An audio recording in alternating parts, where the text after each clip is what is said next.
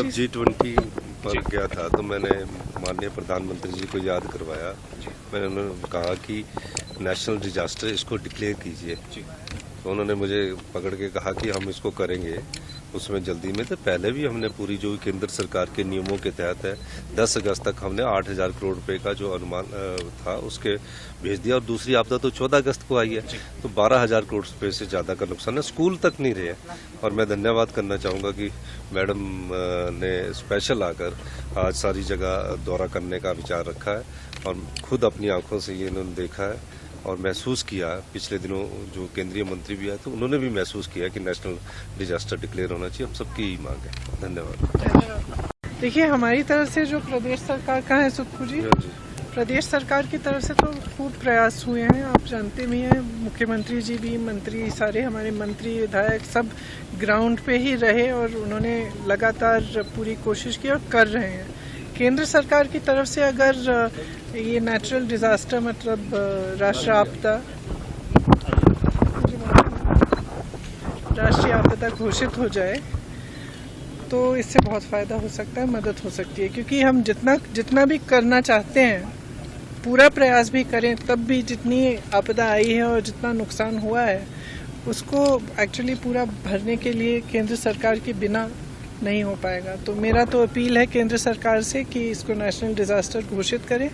और एक और अपील है कि जो यहाँ के बागवान हैं और किसान हैं उनकी मदद के लिए भी जिस तरह की पॉलिसियाँ निकाल रहे हैं, जैसे आज ही मैंने पढ़ा कि शायद जो अमेरिकन सेब है उस पर 35% से 35% से 15% गिरा दिया है जो ड्यूटी है। इसका मतलब है कि उनके लिए यहाँ पे आयात करना आसान होगा, तो हमारे किसानों का क्या होगा। और उसी तरह से शिमला में जो सेब की पेटियां हैं उनको खरीदने का जो दाम है वो कम कर दिया है कुछ बड़े उद्योगपतियों ने।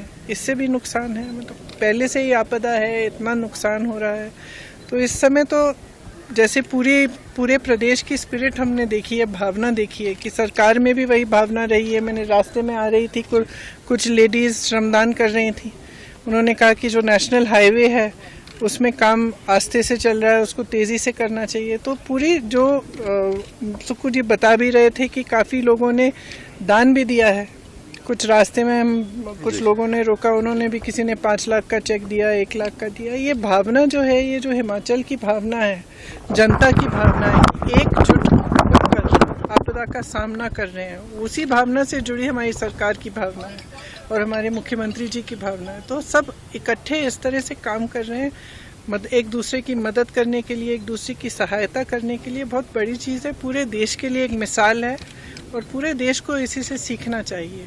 लेकिन इसको देखते हुए मैं ये कहना चाहती हूँ कि केंद्र सरकार को भी इसी भावना से मदद करनी चाहिए। इस समय ये नहीं देखना चाहिए कि यहाँ पे हमारी कांग्रेस की सरकार है या भाजपा की है। ये राजनीतिकरण इसका नहीं होना चाहिए। जितनी मदद हो सके उतनी मदद हिमाचल की जनता की। नमस्कार, मैं हूं मानक गुप्ता। अगर आपको हमारा ये वीडियो पसंद आया हो तो इसे लाइक और शेयर जरूर करें, और हाँ, हमें सब्सक्राइब और फॉलो करना ना भूलें ताकि आप देश और दुनिया की कोई खबर मिस ना करें। तो जुड़े रहिए हमारे साथ और देखते रहिए News 24।